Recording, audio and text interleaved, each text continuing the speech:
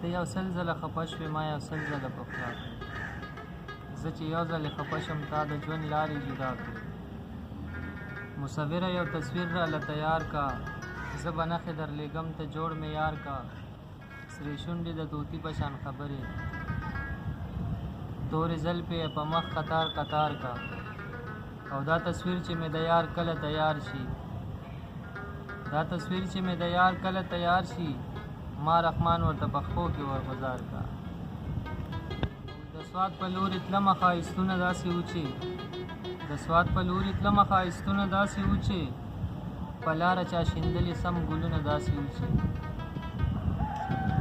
دا زړه پکې سم نیغ د خوبه پاسېدو قسم دی درګۍ نه ملکنډه خو د غرونه داسې خالقه ستا د خپل حسن آثار پکې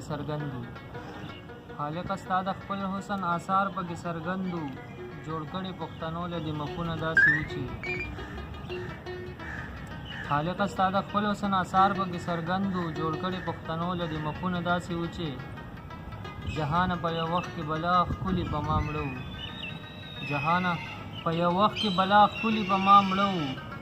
یو پیر راله راکړي تعویذونه داسې وچې